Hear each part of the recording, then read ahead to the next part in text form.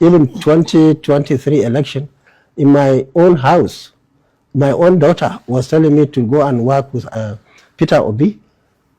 She didn't say she was obedient, but she wanted me to work together with him. For me now, and it wasn't just because we are going to Southeast just because of Southeast. No, I looked around together with our leadership in the North to say, okay, who do we think is capable? Who can come and work together with us honestly so that we can move this country? And along the line, we realized that Peter Obi is at the forefront of it, and that's why we all accepted to work together. And what is key now is not presidency from the North or from the South. What is key is to have a quality leadership, people who are enthusiastic, who are determined and committed to give the country the leadership it deserves. Now, the NDC has officially zoned its presidential ticket to the South, and you have publicly backed that decision. For many Nigerians, that was unexpected. Why did you support it? Was that decision driven by principle, by political realism, or the recognition that the opposition simply cannot afford another bitter internal battle over zoning? Thank you very much, Charles. Maybe all of the above. But let me say that I am so happy that I joined this rapidly growing party, the NDC. I believe so far so good. We are doing well.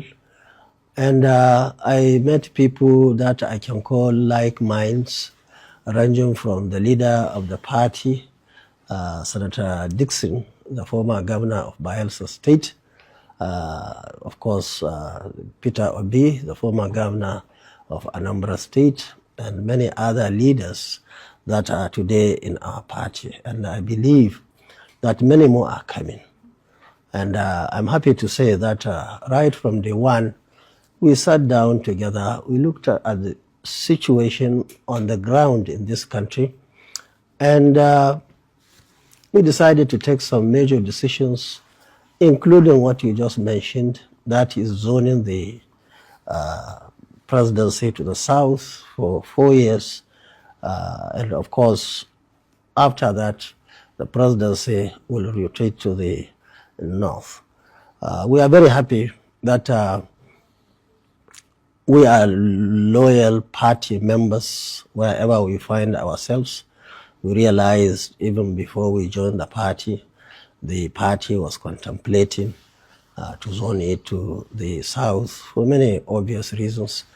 And therefore, almost all of us joining from the North, we accepted, because as it stands now, people are debating. Some would say it should come to the North, others will say it should go to the South. But from our own end, we believe the best way to go now is to take it to the South so that we can eliminate the confusion that emanated from the death of our brother, our friend, Umar Musa Yar'Adua. That actually introduced the confusion into the system. Even though, in a way, one can argue that from 1999 to date, the South have done more years than the North. Well, it depends on how you count it. That's from 1999 to date, yes. Because if you count it from independence, in terms of including military rule. Yeah, it depends on how it suits you. Yeah. And in the South now. So it suits you from 1999 then? Yeah, well, and it didn't work with the party. What worked now is counting from Buhari. Anybody from the South on that side of argument would say that I had 8 years. And the South is now doing its first term. In the next 1 year or so, it will be 4 years. So the arguments are there. I believe that it's good for us to be having consensus. There is no point in fighting.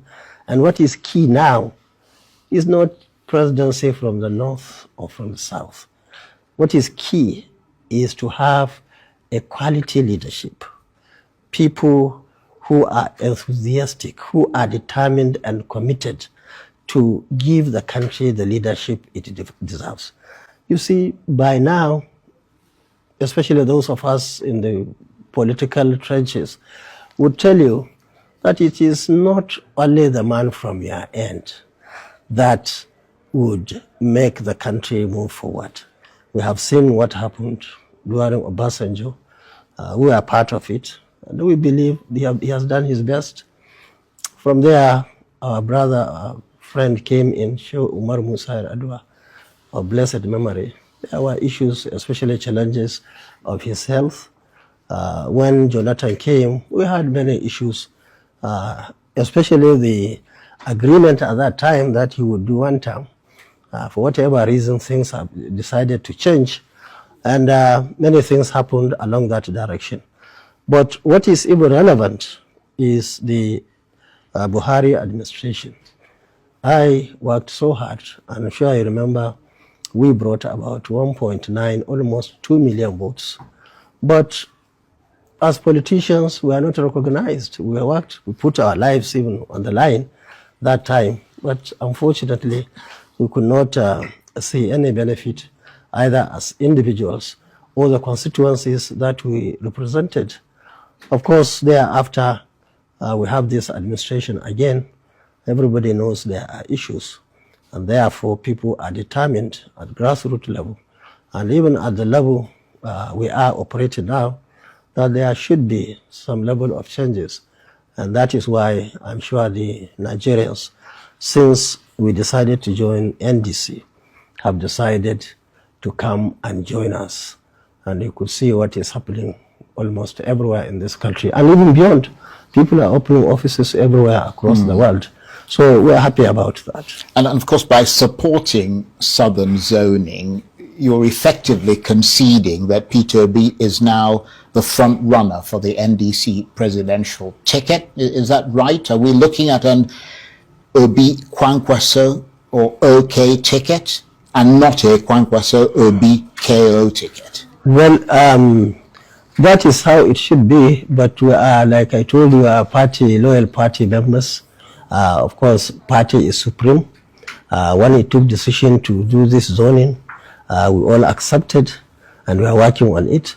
Now, the likely chances are what you exactly said, and I'm sure Nigerians will be happy about it. When you say the likely chances, I mean, your supporters in the north see you as one of the region's strongest political figures. I mean, how difficult was it convincing them to accept the idea of another southern presidential candidate so soon after the emergence of Bola Tinubu that you would then support? Now, you see, the issue now is that each and every individual in this country has one issue or the other to demand for change, ranging from the economy to the issue of insecurity, especially in this part of the country, to the issue or issues that we have seen with infrastructural developments, especially in this part of the country, and so on and so on and so forth. And that is why you find so many people are not even thinking of he has to be from my religion, he has to be from my part of the country, he has to be tall, he has to be short. Of course, people are looking for vibrant people who are strong enough to do the job, especially based on recent experiences. So nobody is waiting for anybody to tell him what to do, because everybody has a reason to say yes, we are yearning for change, and positive change for that matter. And I believe the names we mentioned and the party itself represent that change people are talking about. So that is why within a couple of weeks that we joined this party, you find so many people across the country who are pushing, who are coming around, who are registering with NDC. And we always add them at the same time to register with INEC, because it's only when you register with INEC that you can be in a position to bring in Indeed. an effective and positive change. But I'm sure you know that critics are already saying that this arrangement that you have in the NDC risks alienating parts of the North politically. Are you worried that the opposition in general and the NDC in particular may unintentionally weaken itself in key northern states? You see, whatever you do, people will bring in some arguments for and against. And that is part of the democracy. For us, we stand by the fact that we need a very committed, solid, and of course effective leadership. And that is exactly what this country needs now. For me, it's not a matter of North or South or any other but it's not just differences. you. That's what I'm saying. It has to start from me. Right. And then it is our responsibility to go and sell those ideas to the people. Yes, people who are on the other side or who are in the other parties will go and tell their own stories. And I'm happy we have enough time for everybody to go and tell his own stories.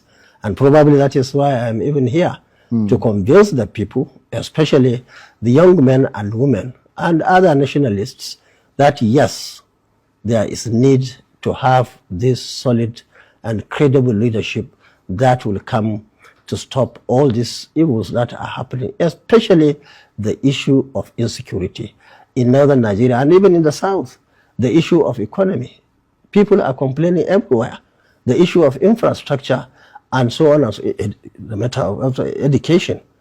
That's the area that I'm very much interested in. And I can tell you, as a former Minister of Defense that you mentioned, I am even shocked and surprised by what is happening. What would you do differently? If our soldiers, I can tell you, our soldiers, the military that we have in all the parts of this country are people who are well trained, locally and internationally. They are determined to do the right thing.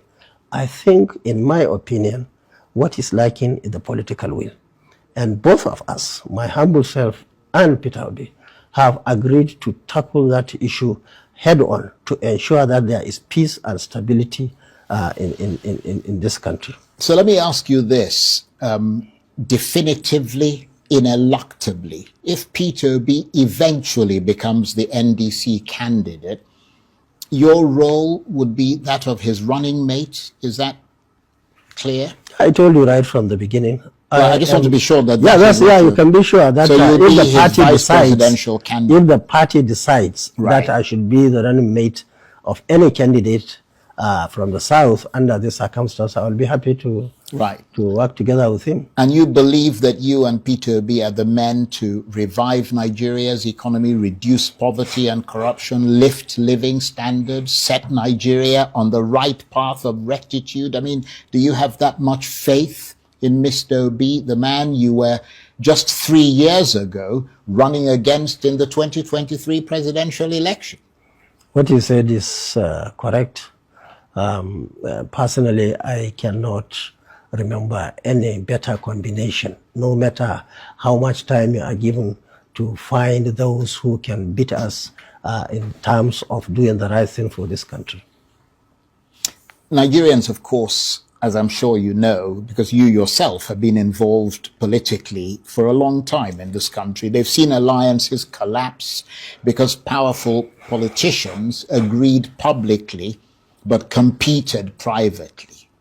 Can you categorically say that there is no hidden struggle for control, not necessarily you and Peter Obi, but between your camp and his camp? Well, I can tell you from my experience, as former Deputy Speaker of the House of Reps, I had an opportunity to work with my Speaker, and we worked very well. I was in Kano for 8 years, despite the difficulty of my then Deputy Governor. We were able to work for 8 years amicably, to the extent that I handed over to him.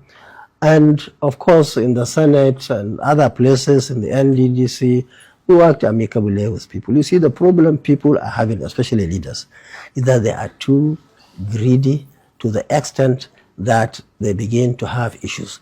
But from what I have seen at federal level and state level where I had opportunity to work, there is so much to do. You don't have to fight, you advise. You give it, there is too much to be done. And in fact, that's why you have even ministers. You have other chief executives and so on, and so many advisors.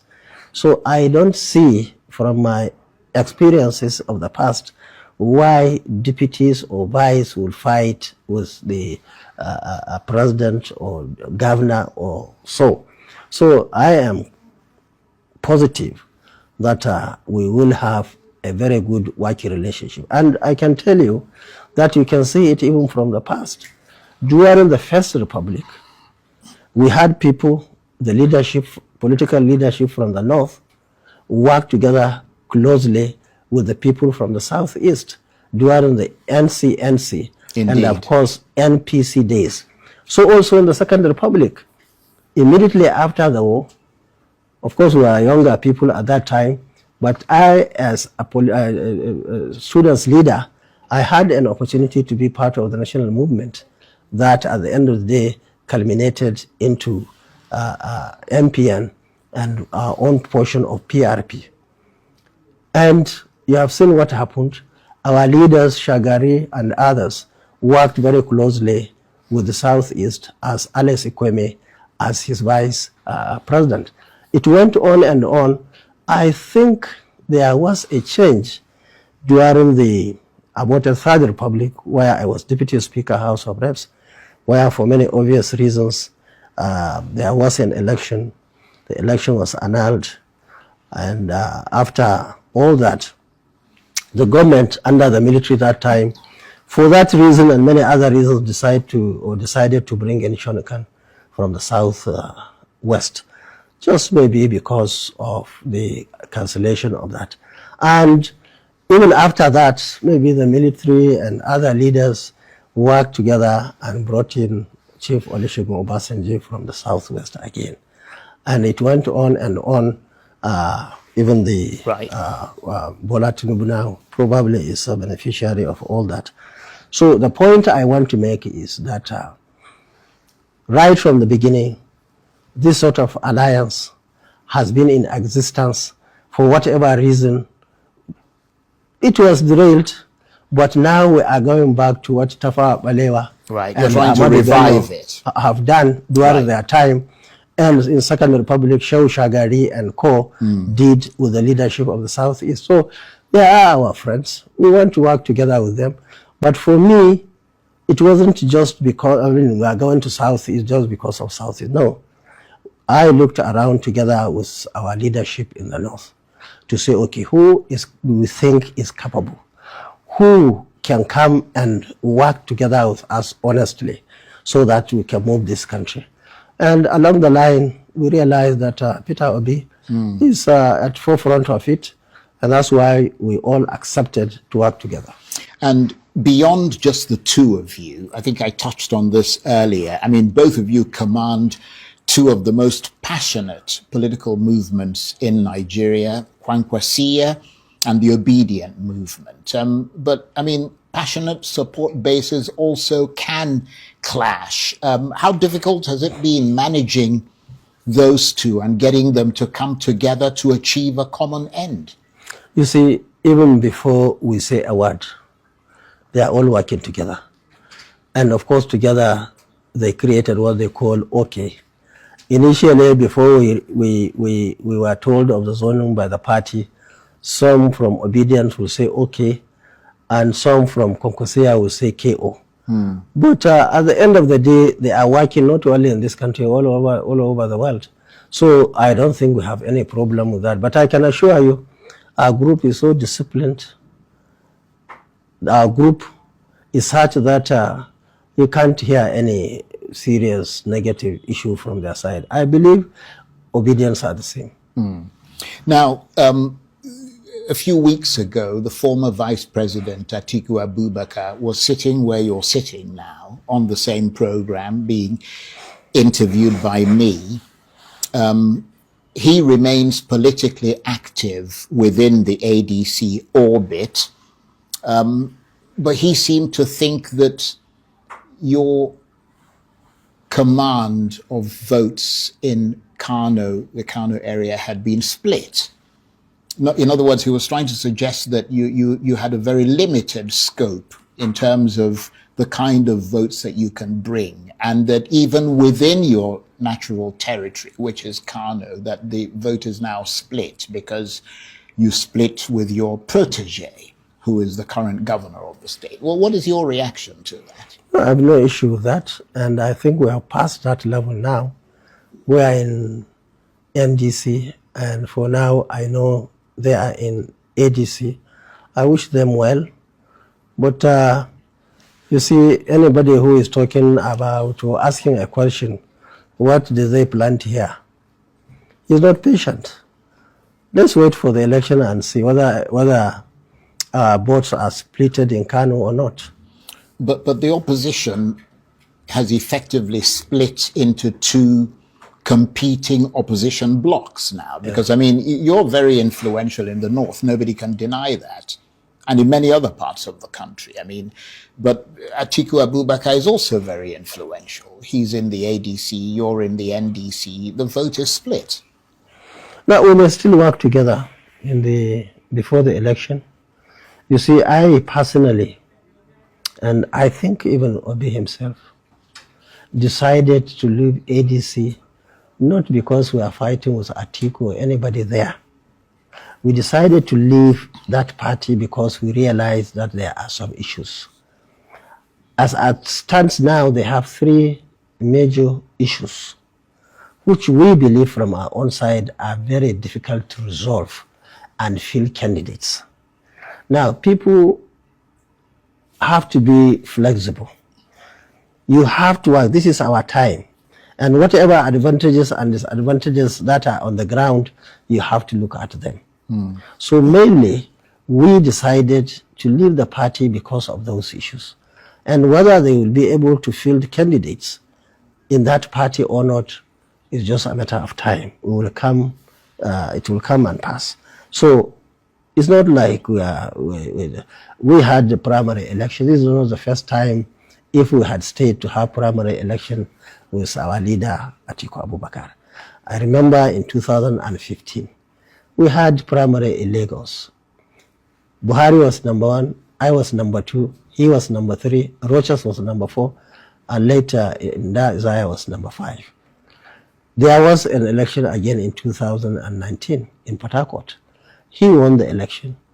I was his coordinator for the North. We worked for him. Politics is just like a game. I'm not fighting anybody. And I'm not expecting anybody to fight me. But the fact remains, as you rightly pointed out, so many things have changed in this country. You have leaders, many of them don't even realize what is happening in the social media. We have leaders who hardly have any contact with the young men and women. People of your age, my age, or especially the age of Atiku, are very few in this country, comparatively with the younger people. The younger people have their own way of thinking. Even our children, you will be surprised, even 2023 election, in my own house, my own daughter was telling me to go and work with Peter Obi. She didn't say she was obedient, but she wanted me to work together with him. Now, and vice versa, you'll be surprised, even in your house or anybody's house in the south, there may be Kwankwaso people there you wouldn't know. Maybe a watchman is Kwankwaso. Maybe a house boy that cooks for you is a Kwankwaso.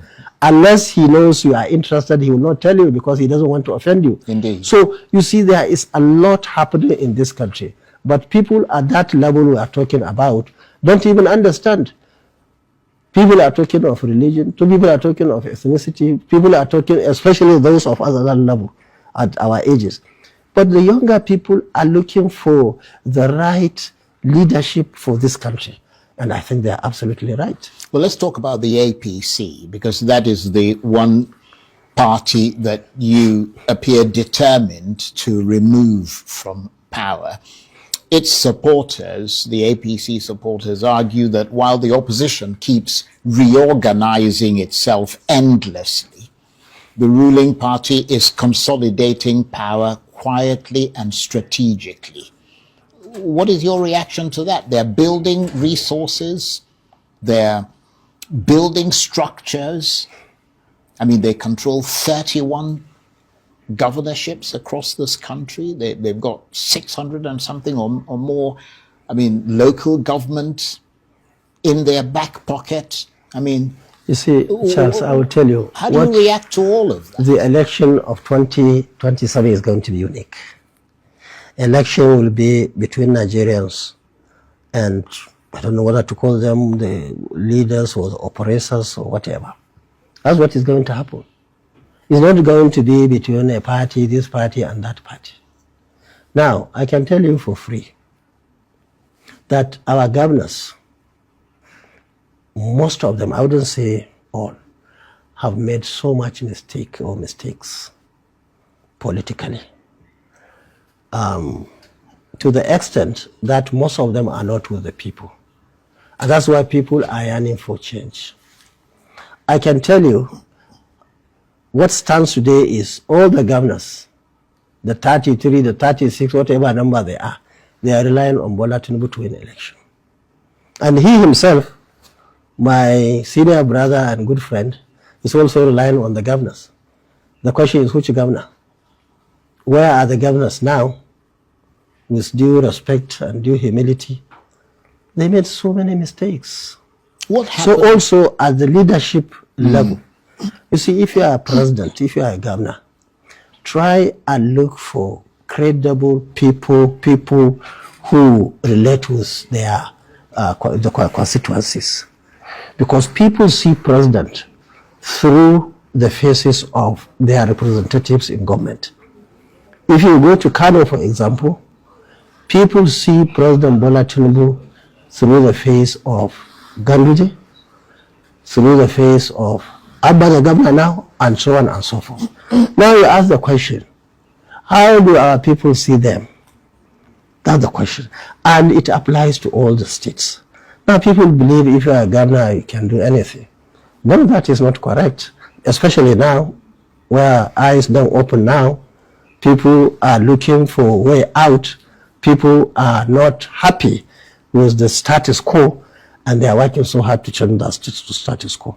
So ab initio, there was problem at national and problems at state level. Many people believe money is everything. Money is just part of one pillar in election. Yeah, you have them, they're an important thing in but there are other politics. important things that are key. If you just leave that pillar alone, the whole structure will collapse. Yeah, but up to this point, money has been a decisive factor, hasn't it, in Nigeria? No. Especially, I can tell you, with these movements, money is just one pillar out of so many pillars. Right. But to the extent that I can tell you that, look at the example of Kano.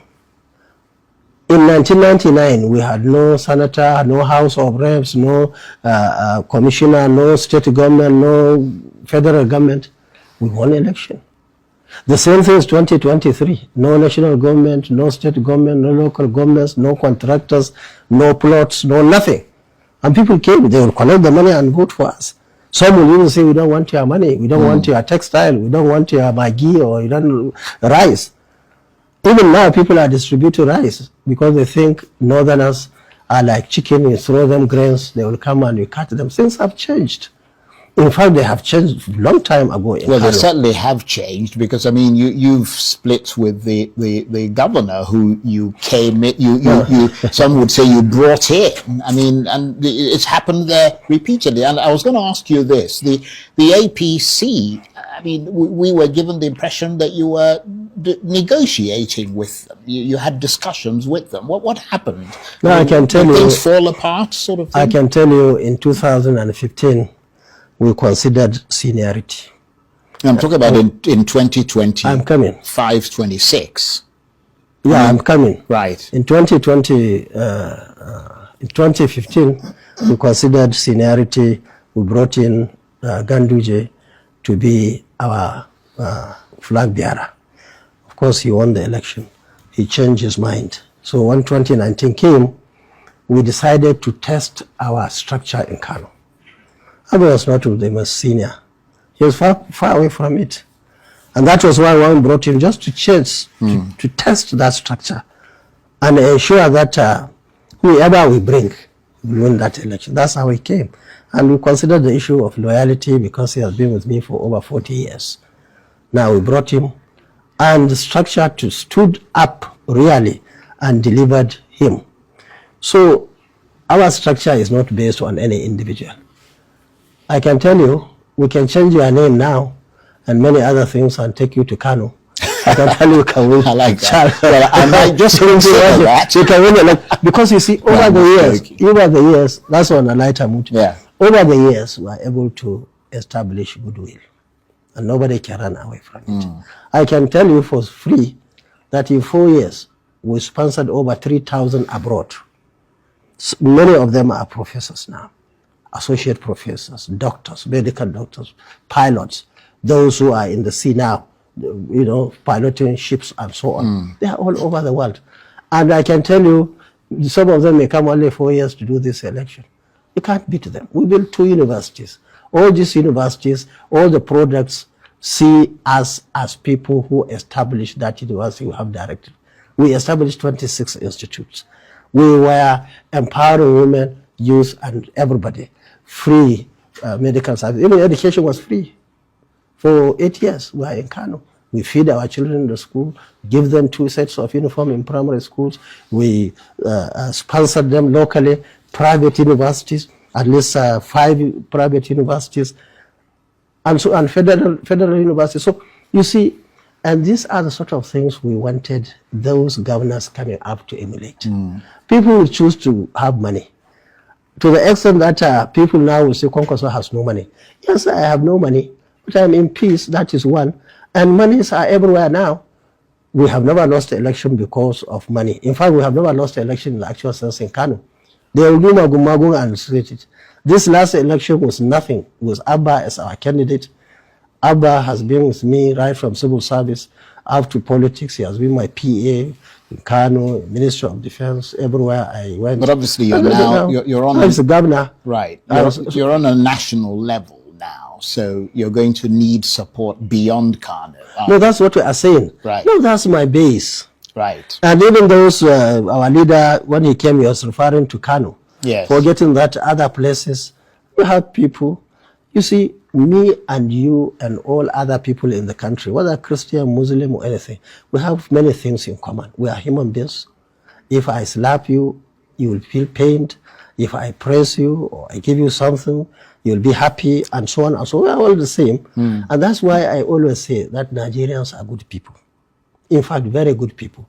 Their elasticity limit is so much that leaders keep on. But you didn't answer a question I asked you about your relationship or your consultations with the APC, because it was reported that you were talking to them and that you were in the process of going to join the APC, and then things fell apart. And the reason I ask you that is that it raises questions about what your ideology is. If the same APC that you're now turning against in the NDC, you were considering joining them, what kind of ideology do you have? You're just talking of rumor. Well, I mean, I'm asking you. That's why you're that's here. what I'm telling you. Okay. That one was a rumor. Okay. But at stage, we collectively, as Kwankwaso, decided from NNPP to talk to everybody. Right. We didn't want to go it alone unless if it was necessary. Under that circumstance, our state government, in connivance with some people at national level, decided Talk to them a bit more than you did. Introduce issues within our party. Now, at that time, we were open to discuss, and that's what we have been saying. But at the end of the day, there was never any negotiation with us to go to APC and so on. But I can tell you that if they had agreed for whatever reason to go for discussion, we will bring our manifesto, we will bring what we think should be done for the good people of this country. And that's exactly what we are doing now with Obi and others in the NDC. We cannot just join somebody and just to go there and mess up ourselves. Right. We are not in a hurry in any case. Well, we're fast running out of time, so let's move further afield. And let me ask you about a proposed bill before the US Congress, the Nigeria Religious Freedom and Accountability Act 2026, which has reportedly named you in connection with alleged severe religious freedom violations. That is clearly no small matter. When a foreign legislature invokes your name in the context of human rights, it raises the stakes far beyond domestic politics. How did your name get into that conversation in Washington? Well, I don't know, but there's a lot of rumor that it was submitted by our enemies there, I mean here in this country, to them. But why you? Why you? That's the question. I mean, why so me? many other people I can tell in you. Nigeria. I can tell you the irony of the whole thing. When Sharia came from Zamfara in the year 2000, I really wanted to study, and even me as a Muslim understand it. Some people are too much in a hurry. They wouldn't wait, and they believe that I was not keen. And somebody wrote private bill to the State Assembly. Before you know it, they followed the due process and submitted it for signing. We studied it, and we realized that it was important, very important, and we have not seen anything there that actually that should stop us. And in any case, even if I didn't sign, the implication is within no time it will become law if I don't sign. So while people were angry at that time with me that I wasn't enthusiastic, I didn't submit the bill, and so on and so forth. Now, 2026, somebody was blaming me for that Sharia in Kano. Whereas 12 states. Yeah, I was going to say, it's not just Kano, is it? I mean, so I don't know. My guess is as good as your own. But the reality is, you are sure it's not my friend who has submitted my name. But you see, U.S. Congress are not foolish people. Of course, they will investigate. At the end of the day, they will realize that they are accusing the wrong person. I may have my own. Well, I presume you put up your own defense. We have done that already, and I'm sure some experts are handling it. Because I don't mean to bang on about it, but how concerned are you that this could affect your domestic and international standing, especially if you remain a potential presidential or vice presidential contender? I mean, you're being talked about as a running mate. Do you expect that they'd be reluctant to choose you if this bill goes through? Because it might end up going through. I'm sure, I'm confident it will not go through. They will investigate. It's not correct. It's not true. And of course, it will fail. Right. Well, we'll have to watch and see how that goes. We're almost out of time, and it's been absolutely brilliant having you here. What's your final word to Nigerians this evening? Well, my final word is to urge Nigerians to be wise. People should not be carried away by emotions and sentiments. Democracy is good in the sense that people are given their opportunity to choose. And if they make mistake, they live with that mistake for 4 years or even more. Why we felt it is important for us to be where we are is to give alternative to Nigerians. If there is only one party, of course some will go and vote, some may decide to stay away and have voter apathy. And then one has the right to accuse politicians at our level for not giving them an alternative. Now we are giving an alternative. People, at least in this part of country, know me, and they know what I stand for. And that is why, at least anybody or anywhere that I am known, I have that very strong support, because they know where I stand. In the southern part of the country, it's the same thing with Peter Obi. So we are giving this alternative to Nigerians. And therefore, I urge them to register with INEC. I urge them to vote wisely and also do whatever they can to defend their votes, to ensure that every vote in this country counts. and give us an opportunity, give our party opportunity to see what can be done. We are people with reasonable amount of experience, and therefore we will do our possible best. Right. Okay. Just very quickly before we go, what's your relationship, I mean, now with Atiku Abubakar? Very good. And nothing, he has been my, you see, many people don't know. A young Rabiu Kwankwaso was with Atiku under Sheikh Musa Adwa to form PF, People's Front. Then from there, it culminated into SDP. We were there, they were our seniors in terms of age and even position in the system, but I was lucky to be Deputy Speaker of the House of Reps. A young man with that position at that particular time, I was part of them. We were in the Constitutional Conference together. I was an elected delegate to the Constitutional Conference of 1994-95. And we were together with them and many other people. So I'm happy to say that I have no any grudge against him or any politician for that matter. I am doing what I think is necessary. And I mean, people, this is democracy. And what would be the future of that relationship? And you mentioned earlier that you still think of the possibility of working with him as part of the opposition going forward.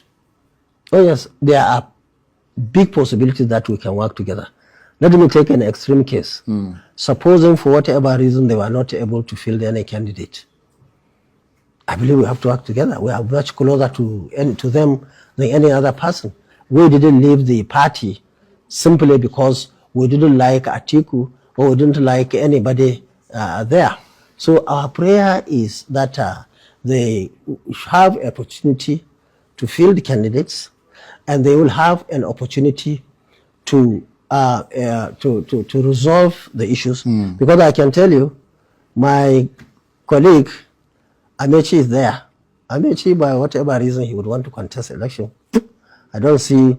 And so also Atiku himself, here he said he's doing his last contest. But do you think your relationship with Peter Obi might affect your relationship with Atiku? I mean, if he's in the ADC, you've got a relationship with Obi now, and Obi is someone contending against him. I mean, no, I don't think. A few times that I talked to Obi, I have not seen any bad blood between him and Atiku. Right. Of course, these are people who are vying for a particular ticket. Everybody will want to take it. But at the end of the day, I don't think they are fighting. I mean, Peter did not tell me that he is an enemy to Atiku or anybody in that. But we all agreed that there were issues there. We all agreed that we should take another platform. And coincidentally, the leader of a party, Dixon, decided that we should come together. And they put everything, the manifesto of the party, everything together with the logo, with emblem, everything. We said this is perfect. Even if I were to draw something, it will be the same. Now what we are doing now is to bring whatever Peter would want to do if he becomes president, plus my own and that of party, and come up with something that we believe is good for Nigeria and Nigerians. And I believe that they will certainly support us. Right, okay. We'll be looking forward to that document. And I want to thank you very much indeed, Senator, for coming in. Senator Rabiu Musa Kwankwaso is a former governor, former defense minister, architect of the Kwankwasia movement, and one of the defining voices in Nigeria's shifting political terrain, now an NDC chieftain. Thank you very much indeed. Thank you. Thank you. Lovely to see you. Thank you. Thanks a lot.